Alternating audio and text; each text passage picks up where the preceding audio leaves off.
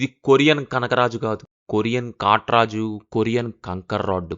దబ్బుస్ మామూలు కాటేలేదనమాట. దెబ్బకి దండం పెట్టి వచ్చేసా. ఏం కామెడీ సినిమాలో ఏంటో, అదే రొట్ట, అదే మీమ్లు, అదే జబర్దస్త్ స్క్రిప్ట్లు. సింపుల్గా చెప్పాలంటే అసలు మెర్లపక్క గాంధీ సినిమాలు ఫస్ట్ 2 వెంకటాద్రి ఎక్స్ప్రెస్, ఎక్స్ప్రెస్ రాజు ఎలా ఉంటాయి?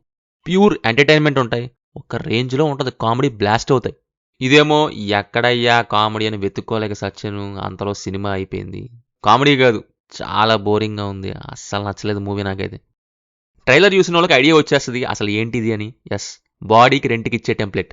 అదే పెట్టేస్తే కాంచనా అయిపోద్ది, కానీ లారెన్స్ నుంచి నా సిరీసే దొరికిందా అని మాట వచ్చిద్దని చివరికి రెంట్కి దిగాలి. బట్ ఎవరు దిగాలి అనే దాని మీద గొడవ పెట్టేశారన్నమాట.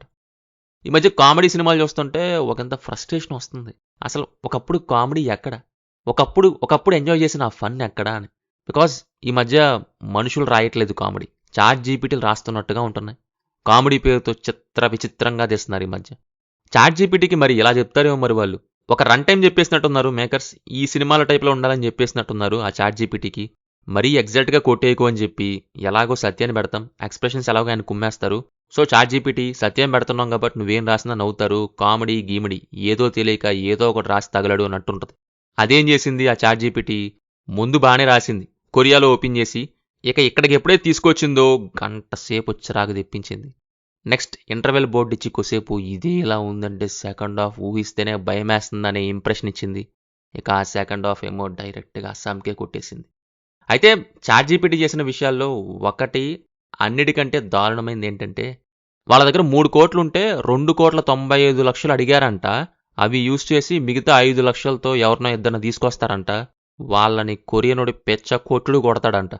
దీనికి రన్ టైం కోసం ఇంకేం దొరకలేదనుకుంటా అనిపించింది థియేటర్లో. పనిలో పని ఒక జబర్దస్త్ స్క్రిప్ట్ కూడా పెట్టేసింది పెద్దది.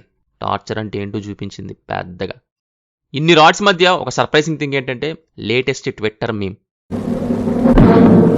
మీ స్ట్రోక్ చాలా ఎమెచ్యూరిటీగా ఉంది.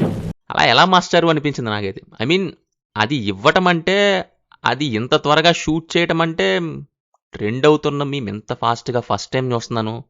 నిజంగా వాళ్ళ క్రియేటివిటీకి ఆరాటం అనే అవార్డు ఇచ్చేయచ్చు. ఇంకా ఆ క్లైమాక్స్ బాబోయ్, రెంట్ కోసం కొట్టుకునే పోర్షన్స్కి దండం పెట్టేయచ్చు.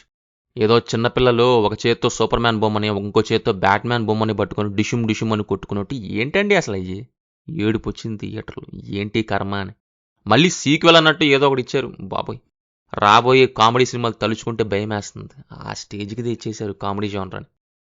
పర్ఫార్మెన్స్ వైజ్ వరుణ్ తేజ్ మిగతా సీన్స్లో ఓకే, కానీ కొరియన్ యాక్షన్ సీన్స్కి మాత్రం సూట్ అవ్వలేదు. సత్య యాజ్ యూజువల్ ఎక్స్ప్రెషన్స్తో రానిచ్చారు, ఫన్నీ డైలాగ్స్ ఏం లేకపోయినా. హీరోయిన్ ఏమో చాలా చోట్ల నవ్వుతూనే ఉన్నారు. రిహార్సల్ షార్ట్స్ అన్నీ ఒరిజినల్ వేసేశారు ఏమో మరి. బీజిఎం ఏమో ఓజీలో మిగిలిపోయినవన్నీ కుక్కేశారు తమన్. సాంగ్స్ ఏమో బొక్కలా ఉన్నాయి. ఫైనల్లీ సినిమానే బొక్కలా ఉంది. మీ ఇష్టమే కదా మరి. కనకరాజ్ మీకు ఎలా ఉందో కింద కామెంట్స్లో మొత్తం తప్పకుండా షేర్ చేసుకోండి. Will meet in next video. Thank you. జై హింద్.